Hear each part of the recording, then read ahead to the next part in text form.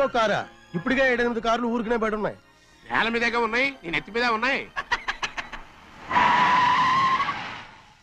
ఏంటయ్యా ఇది? మళ్ళీ కొత్త కారా? ఇప్పటికే 7-8 కార్లు ఊరికినే పడి ఉన్నాయి. ఉండని, నేల మీద కదా ఉన్నాయి, నీ నెత్తి మీద ఉన్నాయి. ఈ నెల జీతం ఉండదు మీకు. అయ్యి బాబోయ్, ఇది కరెక్ట్. ఇదిగో గోవిందయ్య, అయ్యా అమ్మాయి అమెరికాలో చదువుకుని వస్తాంది కదా. అవునయ్యా. తనకి ఏ కారు నచ్చుతుందో ఎవరికి తెలుసు. ఇదేదో కొత్త కారు వచ్చిందంట, అందుకే ఒకటి కొనేశాను. వచ్చే వారం ఇంకో కంపెనీది వస్తుంది. అలాగా? అవునండి, దాని పేరు హోండా అండి. గోవిందయ్య, అయ్యా అదేదో ఉండానో బొండానో ఒకటి బుక్ చేయి. అలాగండి. మరి ఈ కారు ఎక్కడ పెట్టాలండి? నీ నెత్తి మీద పెట్టుకో. ఇదిగో లెక్కలో కారు కొన్న బిల్లు, మిగతా డబ్బు ఇందులో ఉంది, లెక్క రాసుకో. చిన్నయ్య పెళ్లి బాగా జరిగిందా? అది కూడా లెక్కలో రాసుకోవాలా? అడుగుతారా మీరు?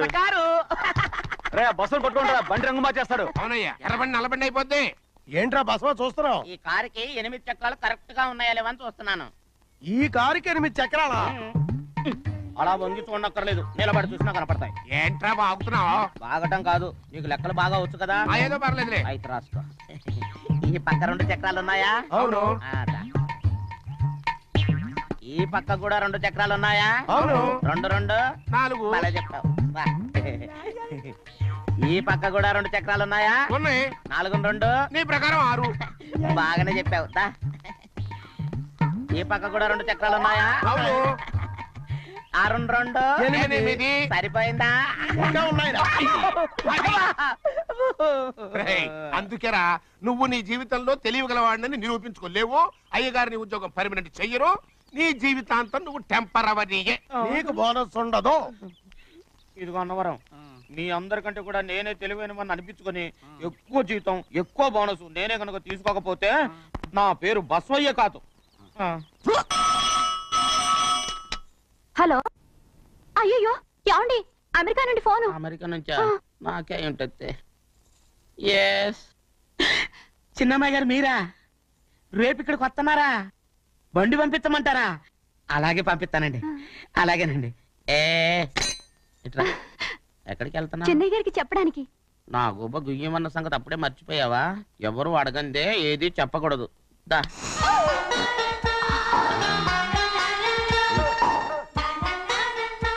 ఆయనకు నువ్వే. ఏ గోవిందయ్య, అయ్యా సీతారామయ్య గారికి 40,000 ఇవ్వమని చెప్పాను, ఇచ్చావా? పంపించేశానండి అయ్యా. రేయ్, అయ్యా నువ్వు బండికేదో మార్చాలా? ఆయిల్ అండి.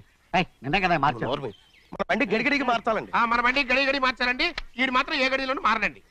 చిన్నయ్య, ఆ, లక్ష్మీవారం నిన్నపోయింది, తెలుసు. ఇంకా ఎందుకా కోపం? నాకేం కోపం లేదు, మరి ఎందుకు అలా ఉన్నావు? నేను బాగానే ఉన్నాను. నువ్వు బాగానే ఉన్నావు, నేను బాగుండాలి కదా. ఎందుకు ఇవన్నీ తీసుకొచ్చావు ఇప్పుడు? అమ్మాయి గారికి ఇష్టం చేయించానండి. అమెరికాలో ఉన్న అమ్మాయి గారి కోసం ఎక్కడి నుంచి పార్సిల్ చేస్తున్నావా? అమెరికాలో ఇదే ముఖ్యమైనది. బందర్ లడ్డు అండి, మన ఇంట్లోనే చేయించాను. ఇప్పుడు అసలు ఇవన్నీ ఎవరైనా చేయించమంట? అమ్మాయి గారు వచ్చినప్పుడే కదా వారికి ఇష్టమని అన్ని చేసి పెట్టాలి. ఏంట్రా వాగుతున్నా? అలా వాగకూడదని జాగ్రత్తగా ఉన్నాను. చిన్న అమ్మాయి గారి దగ్గర నుంచి ఫోన్ వచ్చిన సంగతి తమరు అడిగేదాకా చెప్పలేదు, చూసారా? అమ్మాయి గారి దగ్గర నుంచి ఫోన్ అడిగేశారు. అవునండి, ఫోన్ వచ్చింది. ఎప్పుడు వచ్చింది? నిన్న ఉదయం. ఏం చెప్పారా? ఇక్కడికి వస్తానంటే చెప్పారు. ఆ సంగతి ఇప్పుడే చెప్పడం. అడిగిన దాకా ఏది చెప్పొద్దని అయ్యగారు నా గోపాలకు కొట్టారు. జ్ఞాపకం లేదా?